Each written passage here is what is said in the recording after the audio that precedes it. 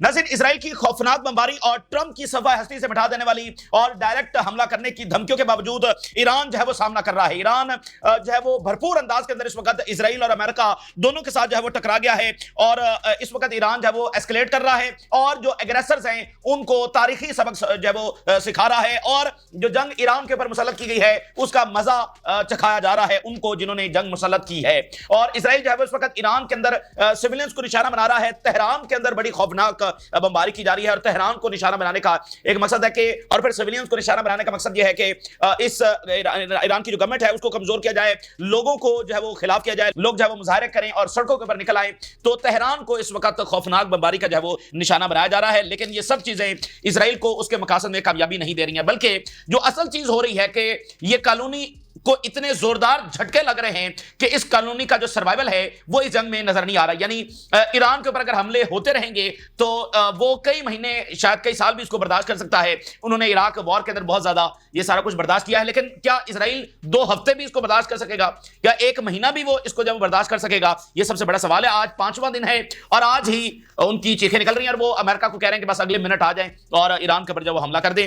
नाज़रीन, आज 5वां दिन है और आज का लिथल हमला, ये इन तमाम दिनों का सबसे डिस्ट्रक्टिव हमला इस वक्त रिपोर्ट्स आ रही हैं कि वो ईरान की जानिब से लॉन्च किया गया है, जिसमें एडवांस लेवल के कुछ मिसाइल इस्तेमाल हुए हैं। और अभी जो हमला हुआ है, यानी अब दिन और रात का वो फर्क गया, अब ये वक्फे के साथ जब हमले जारी हैं। और इस हमले की एक और खासियत है वो ये है कि ये ईरान ने ऑफेंसिव अटैक किया है, यानी ये ईरान ने अब एक कदम आगे बढ़ाकर एक ऑफेंसिव जो अटैक है, पहले वो रिस्पांस में करते हैं, अब ये एक और तरह का अटैक है। और इसके अंदर उन्होंने जो मरकज बनाया है, जो उनके हमलों का जो फोकस रहे हैं वो उनके इंटेलिजेंस हेडक्वार्टर्स रहे हैं। ये इजराइल की तारीख का सबसे बड़ा हमला है जो उनके ऊपर हुआ है। मुसाद का इंटेलिजेंस हेडक्वार्टर निशाना बना है, उसके अलावा 8200 इसका इंटेलिजेंस हेडक्वार्टर निशाना बना है, इसके अलावा अमन इसका जो इंटेलिजेंस हेडक्वार्टर है उसको निशाना बनाया गया है। और इस वक्त जो वीडियोस, इस वक्त जो तस्वीर दुनिया भर के अंदर वायरल है, दुनिया भर के अंदर वायरल है, वो इजराइल की तबाही के मनाजर देख रही है। पूरी दुनिया इस वक्त इजराइल की तबाही के मनाजर देख रही है, जिसमें मुसाद, जिसके अंदर 8200 इसके जो हेडक्वार्टर्स हैं वो आग के शोलों की लपेट के अंदर है। पहले तो दुनिया तस्वीर देखी तो उनको लगा कि शायद ये ईरान के ऊपर कहीं बमबारी हुई है, बाद में पता चला कि नहीं, ये तल अवीव के मनाजर हैं, ये हाइफा के मनाजर हैं। और जहां पर ये बिल्डिंग्स जो कि इंटेलिजेंस हेडक्वार्टर्स हैं वो आग के शोलों की लपेट के अंदर हैं। ये इजराइल की जो एब्सोल्यूट आप कह लें कि जो सिक्योरिटी है, एब्सोल्यूट जो पावर है, उनकी जो हैबत है वो बहुत बुरी तरीके से एक्सपोज हो रही है। पिछले 4 दिनों के अंदर भी हुई है और इस वक्त जो हमला हुआ है ये हमला अपने आप के अंदर एक अहमियत रखता है कि इंटेलिजेंस हेडक्वार्टर्स को निशाना बनाया गया है और ना सिर्फ निशाना बनाया गया है बल्कि वो टारगेट अचीव किया गया है। मिसाइल उन बिल्डिंग्स को जाकर टकराए हैं और एक बिल्डिंग के बारे में बताया जा रहा है कि वो मुकम्मल तौर पर लेवल हो गई, मुकम्मल तौर पर जो है वो जमीन बोस हो गई। और इसमें एक नई टेक्निक जो है वो ईरान की जानिब से इस्तेमाल की गई है।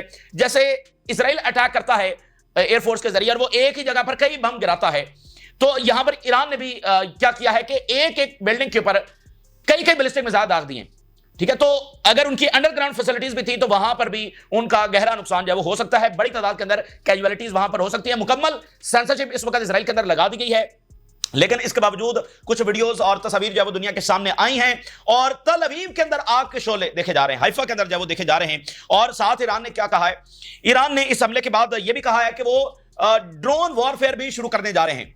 यानी इजराइल ने जो ईरान के ऊपर हमला किया उसने पहले ही हमले के अंदर अपनी 100% जो कैपेबिलिटीज हैं उसका मुजाहरा किया, अपनी एयरफोर्स की जितनी ताकत है उसने सारी की सारी ताकत लगा दी और फिर जो उसने असैसिनेशन ऑपरेशंस किए। तो ईरान ने जब हमलों का आगाज किया है तो उसने अपनी सारी ताकत का इस्तेमाल नहीं किया है, वो ग्रेजुअल अपनी ताकत को बढ़ा रहा है। ठीक है, और उसमें भी एक डिबेट है, कुछ लोग ये कहेंगे कि भाई पहले ही दिन वो 2000 मिसाइल दाग देते, तो इस तरह से जंगें नहीं लड़ी जाती हैं। उन्होंने पहले दिन अटैक किया और देखें अटैक था, उसमें देखना था कि उनका एयर डिफेंस कैसे काम करता है, फिर पहले दिन 2000 मिसाइल दाग दें तो फिर देखें इतनी एस्केलेशन हो जाएगी कि न्यूक्लियर का भी खतरा है। तो बड़ी विजडम के साथ चलना है। और फिर ईरान ने अटैक किया पहले दिन, रिस्पांस के अंदर दुनिया को फिर मैसेज दिया कि इन्होंने हमारे पर एग्रेशन किया, हम फिर भी अभी रिस्ट्रेंट कर रहे हैं, हम मैसेज दे रहे हैं सीजफायर का। अगले दिन फिर थोड़ा सा हमला और बढ़ाया, फिर अगले दिन और बढ़ाया।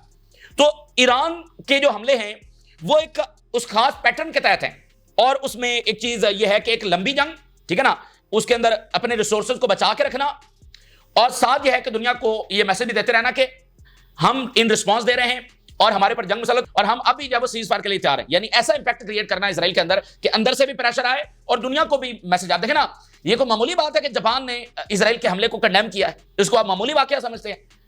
इसका मतलब यह है कि दुनिया ईरान के नैरेटिव को सपोर्ट कर रही है। भाई अमेरिका ने तो कंडेम नहीं किया, बर्तानिया और जर्मनी ने तो कंडेम नहीं किया, उसने जापान ने कंडेम कर दिया, बस का इतना बड़ा इत्तेहादी।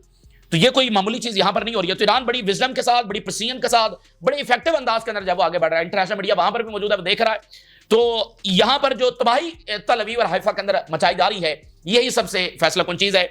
इसके अंदर खतरा जरूर बरकरार है कि अमेरिका के हमले का, और जिस तरह से एस्केलेशन हो रही है और जहां पर अब सूरत हाल फंस गई है, मिसाल के तौर पे अब क्या ये जंग रुक सकती है? सबसे बड़ा सवाल है ना कि क्या ये बस आर पार ही की लड़ाई साबित होगी, या जब भी यहां मिडिल ईस्ट के अंदर स्टेट्स लड़ी हैं, जैसे अरब इजराइल वॉर हुई है, तो वो बस चंद दिनों की थी, ठीक है। तो ये वो पहली जंग होने जा रही है कि क्या वो बिल्कुल आर पार की लड़ाई होगी और ये एक लंबी चलेगी। स्टेट तो मिडिल ईस्ट के अंदर कभी यानी इजराइल के साथ जो जंगें हुई हैं उसमें स्टेट्स तो इतना लंबा अरसा नहीं लड़ी है। तो ये सबसे बड़ा सवाल है। तो अब आप जरा एक चीज नोट करिए, ये मामला कितना खतरनाक हो गया है कि इजराइल ने हमला किया है। अब अगर ईरानियन गवर्नमेंट भी सर्वाइव कर जाती है और इतना नुकसान भी इजराइल के अंदर हो गया और उसके बाद जंग रुक जाती है, तो इजराइल को तो शिकस्त फाश हो गई।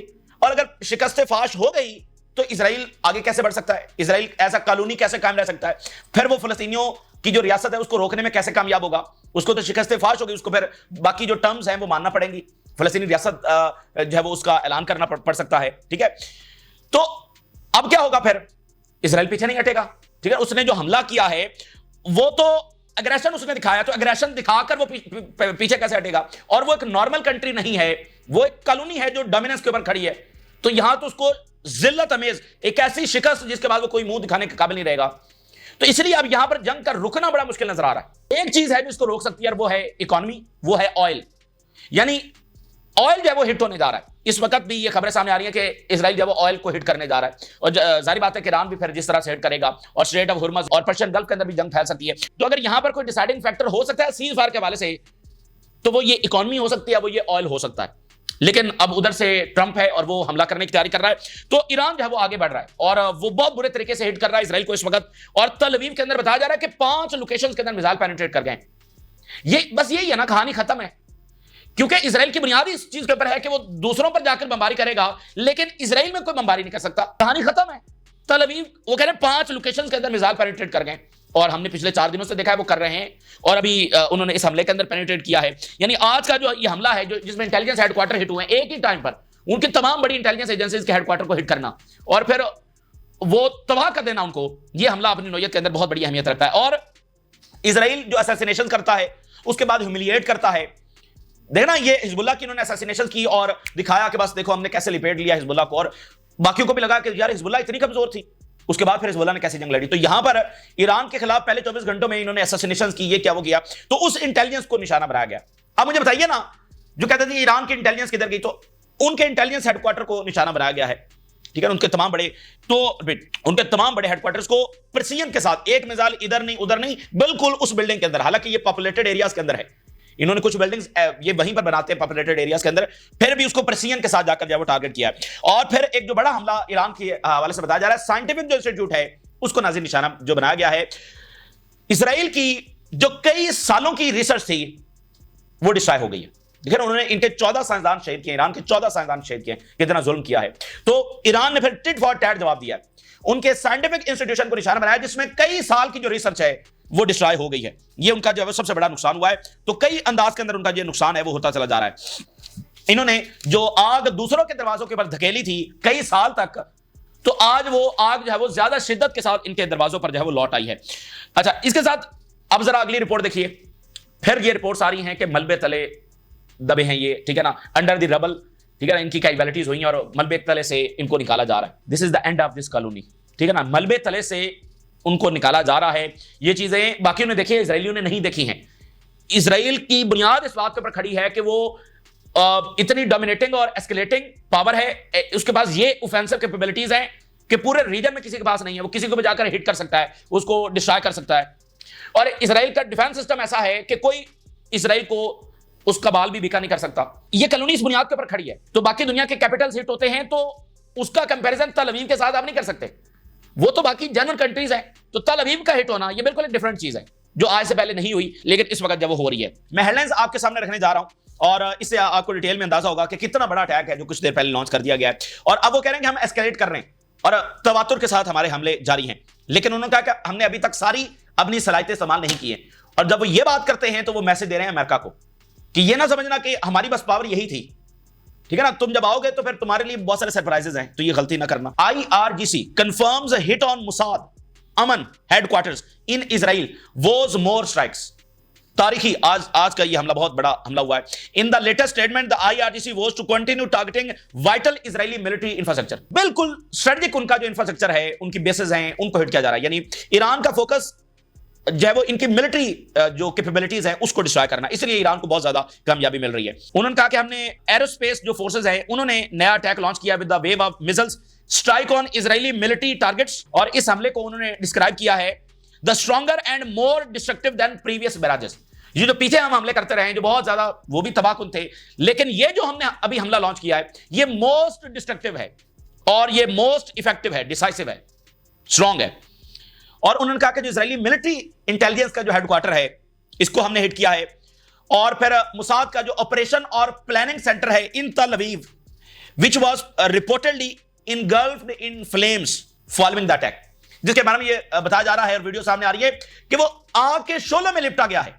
मुसाद का हेडक्वार्टर इन तल अवीव वो आग के शोलों के अंदर इस वक्त लिपटा गया है। वो वीडियोस और तस्वीर दुनिया भर के सामने आ रही है। Operation true promise 3 Iran missiles strike hits Israeli intelligence headquarters, और ये कहां पर हुए हैं? हर्जेलिया के अंदर ये अटैक किया गया है। Multiple Iranian missile hits central areas of occupied Palestine, Israel का जो सेंट्रल एरियाज है, और इसके अलावा हर्जेलिया ये कोस्टल सिटी है, यहां पर जो इंटेलिजेंस मरकज, इससे पहले भी हर्जेलिया पर अटैक हुआ है, अब उनका जो इंटेलिजेंस हेडक्वार्टर है, इंटेलिजेंस बिल्डिंग्स है, उनको निशाना बनाया गया है। Tit for tat photos publish हुए हैं, वीडियोस पब्लिश हुई हैं। The image appears to show the location of the attack on a large warehouse और लॉजिस्टिक फैसिलिटी।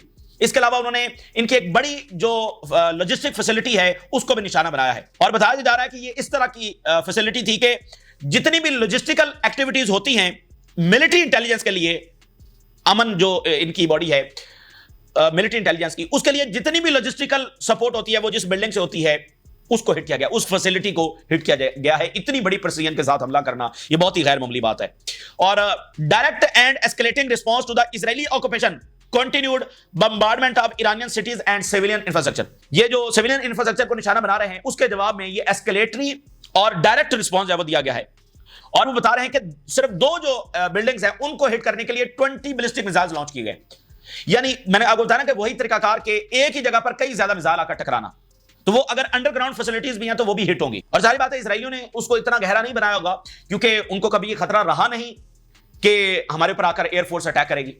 हिजबुल्लाह को तो पता है ना कि उनके ऊपर एयरफोर्स नहीं आकर अटैक करना है। ईरान ने इसीलिए मिसाइल सिटीज बनाए हुए हैं, उनको पता है कि उनकी अपनी एयरफोर्स है नहीं, और इजरायली एयरफोर्स कितना पेनिट्रेट कर सकती है उस हिसाब से उन्होंने मिसाइल सिटीज बनाए हुए हैं। तो इनका तो मामला मुख्तलिफ है, इनकी तो अपनी एयरफोर्स है और वो डिफेंस भी कर सकती है, और इनको पता है कि किसी के पास F-35 नहीं है, स्ट्रेटेजिक बॉम्बर्स नहीं है कि वो आएंगे और हमारे पर अटैक करेंगे और अंडरग्राउंड फैसिलिटीज तबाह करेंगे। तो ईरान जो है वो एक एक जगह पर इस तरह के बिल्डिंग्स के ऊपर जब वो 4-4, 5-5 बैलिस्टिक मिसाइल भी दाग रहा है। Israeli media have acknowledged casualties and infrastructure damage. Israeli media ने भी इसको कंफर्म किया कि कैजुअलिटीज हुई हैं। एंड वायरल ऑनलाइन वीडियो, पूरी दुनिया में अब ये वीडियोस वायरल हैं, shows fire and black smoke rising from multiple impact sites.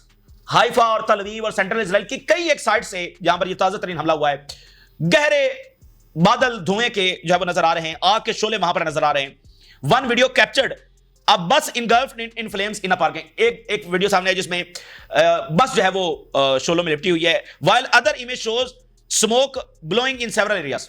कुछ और वीडियो सामने है जिसमें देखा जा सकता है कि कई एक एरियाज के अंदर धुएं के बादल उठते हुए नजर आ रहे हैं। Iranian ballistic missile struck at least 5 locations across the heart of the Tel Aviv. बिल्कुल जो तल अवीव का मरकज है उसमें कम से कम 5 लोकेशंस के ऊपर मिसाइल। वो जो ट्रम्प वहां से भागा है ना G7 छोड़कर, तो वो एक घंटा अब इस कॉलोनी के लिए बड़ा मुश्किल साबित हो रहा है। तल अवीव में 5 location in the heart of तल अवीव, किसी कोने में नहीं, इन आउटस्कर्ट्स नहीं, इन द हार्ट ऑफ तल अवीव 5 मिसाइल पेनिट्रेट कर गए with multiple impacts reported through out greater तल अवीव। ह्यूज एक्सप्लोजन्स वर हर्ड अपॉन इंपैक्ट। बड़े धमाके तल Aviv in the heart of तल अवीव। देखिए नॉर्थ से तो वो ऑलरेडी इवैक्यूएट करके इन एरियाज में आ चुके हैं, अब यहां से इवैक्यूएट होकर वो किधर जाएंगे? तो अगर तेहरान में धमाके हो रहे हैं तो फिर तल अवीव भी धमाकों से गूंजेगा, और तेहरान बर्दाश्त कर लेगा, तल अवीव नहीं कर सकता। Iranian missile ignite fires 3 missile struck southern Israel. अब साथ नॉर्थ को भी हिट किया है, साथ साउथ को भी हिट किया है। At least 8 separate incidents following the latest barrage launch from Iran. South और नॉर्थ में कम से कम 8 ऐसे वाकयात रिपोर्ट हुए हैं जिसमें मिसाइल पेनिट्रेट किए साउथ और नॉर्थ के अंदर। और इसके अलावा बता रहे हैं कि densely populated areas within central Israel वहां पर भी ये रिपोर्ट्स आ रही हैं। Iranian missiles reportedly struck the sites in southern Israel. Meanwhile Israeli media reports the settlers may be trapped, ये लाइन है, this is the end of this colony. Settlers may be trapped under the rubble of a building.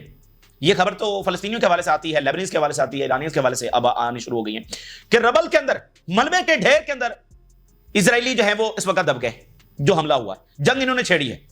तो इनका ये ख्याल था कि बस ये हमला करेंगे, ईरान का सफाया हो जाएगा और उसकी क्या ऐसी ताकत है कि वो हमें आकर हिट करेगा। तो ये एरोगेंस के अंदर हमला था। हालांकि रिपोर्ट्स बहुत सारा वाजे थी कि ईरान पर हमला बहुत बड़ी गलती साबित होगा, ईरान की जो कैपेबिलिटीज हैं बहुत ज्यादा हैं, लेकिन इन्होंने सिर्फ बदमाशी का मुजाहरा किया। Iranian strike on Weizmann wipes out years of Israeli war research. कई साल की जो रिसर्च है वो एक हमले के अंदर हवा हो गई है, वो जलकर राख हो गई है। वो जो इनका साइंटिफिक इंस्टीट्यूशन है बहुत बुरे तरीके से हिट हुआ है, बिल्कुल डिस्ट्रॉय हो गया वो, और ईयर्स ऑफ की जो रिसर्च है वो जलकर राख हो गई है। ये है टिट फॉर टैट। मुझे बताइए कि इस वक्त रीजन में या माजी में कोई ऐसा जवाब दे सका है? कोई भी नहीं दे। ये घमंड इनका टूट गया। अब अमेरिका को बुला रहे हैं कि अमेरिका आए, तो जब अमेरिका आएगा तो उधर भी देख लिया जाएगा। फिर नहारिया टू सिजारिया जहां पर नेतन्याहू की रेजिडेंस है, इंक्लूडिंग हाइफा और सीरियन गुलान हाइट्स, यहां पर अटैक्स हुए। इसके अलावा जो बड़ी इस वक्त डेवलपमेंट सामने आ रही है, ईरान ने साथ इन हमलों के बाद मजीद हमले वो कर रहे हैं, लेकिन साथ उन्होंने अनाउंस किया कि अब वो मजीद क्या करने जा रहे हैं, ड्रोन वॉरफेयर लॉन्च करने जा रहे हैं। यानी वो कह रहे हैं हमारे पास लाखों ड्रोन हैं और अभी वो हमने इस्तेमाल नहीं किए। अब ड्रोन वॉरफेयर देखें, अब यूक्रेन जंग में ड्रोन वॉरफेयर बहुत इंपैक्टफुल साबित हुआ है, तो अब वो कह रहे हैं हम ड्रोन वॉरफेयर करने जा रहे हैं। Drone war looms as Iranian commander warns of mass UAV deployment. लाखों ड्रोन उनके पास है। Hundreds of drone would soon be launch toward Israel target. बहुत जल्दी पहला जो हमला है, हंड्रेड्स ऑफ ड्रोन्स। देखें बैलिस्टिक मिसाइल तो वो 100 बैलिस्टिक मिसाइल भी बहुत होता है, तो हंड्रेड्स ऑफ ड्रोन्स, 400 500 700 इतने ड्रोन्स वो फायर करने जा रहे हैं। मुझे बताइए इजरायली डिफेंस कैसे रोकेगा? ठीक, उसके बाद इजराइल का क्या बनेगा? तो ये 2 हफ्ते भी नहीं टिकने वाले। He started that Iran's unmanned aerial system had already destroyed several strategic sites in Tel Aviv. Already हमने स्ट्रेटेजिक जो साइट्स हैं तेल अवीव के अंदर उनको डिस्ट्रॉय कर दिया है, और अब हम ड्रोन्स के जरिए आ रहे हैं। Our drones are long range, उनकी रेंज बहुत ज्यादा है, हाईली एक्यूरेट बहुत। ओ भाई, ईरानियन ड्रोन्स तो रशिया ले गया है, मतलब रशिया के अपने ड्रोन्स, लेकिन ईरानियन ड्रोन्स वो सबसे बढ़ते ले गए। इधर जो टर्की है वो यूक्रेनियंस को ड्रोन्स दे रहा था, ईरान ने रशियंस को दिए हैं, और किसके हावी आए ड्रोन्स? ईरानियंस के। तो अब वो ड्रोन्स मैदान उतारे एंड इमेंसली डिस्ट्रक्टिव। देखिए, चूंकि अमेरिका है ना या इजराइल है, इन्होंने इतना ड्रोन्स के ऊपर फोकस नहीं किया है क्योंकि उनके पास एयरफोर्स है। तो ईरान के पास एयरफोर्स नहीं है, तो उन्होंने ड्रोन्स के ऊपर फोकस किया, उन्होंने मिसाइल के ऊपर फोकस किया है, और इजराइल के मुकाबले में ईरान ने जमीनी फौज के ऊपर फोकस किया है। तो इनके मिसाइल और इजरायली एयरफोर्स, उनका सामना हो रहा है, तो मिसाइल जीत रहे हैं और ड्रोन्स भी जीत रहे हैं। और वो कह रहे हैं कि जो हमारे ड्रोन्स हैं इनका फोकस होगा क्रिटिकल जो मिलिट्री इंफ्रास्ट्रक्चर है इजराइल का, उसको हम हिट करने जा रहे हैं। और रिटेलिएशन जो हम करने जा रहे हैं ये इन वेव्स होगी, यानी जो जिस तरह ये वेव्स के अंदर अटैक्स कर रहे हैं, यानी एक वेव आई उसके अंदर 400 ड्रोन्स हो गए या 200 ड्रोन्स हो गए, फिर वक्फा आया, तो इस तरह इन वेव्स है। यानी इसका मतलब वो कह रहे हैं कि हमारे पास लंबी सलाहियत है ये ड्रोन्स फायर करने की। Coordinated as part of the broader military doctrine developed in the response to ongoing Israeli aggression. और एक ब्रॉडर हमारे पास मिलिट्री स्ट्रेटजी है जिसके तहत हम ये हमला करने जा रहे हैं। तो इस वक्त जंग भरपूर जारी है और साथ साथ एस्केलेट हो रही है, यानी सिर्फ एक लेवल के। और अभी ऑयल के हवाले से खबर आ रही है, शायद अगले मिनटों के अंदर अगर ऑयल के ऊपर हमला होता है तो मामला बहुत ज्यादा खराब होने जा रहा है। तो एस्केलेट होती चली जा रही है, और सबसे बड़ा सवाल यह है कि क्या यहां पर सीजफायर हो सकेगा? लगता नहीं है, क्योंकि इजराइल को शिकस्त फाश होगी, और शिकस्त फाश का मतलब उसके ज़ायनिस्ट प्रोजेक्ट का खात्मा होगा।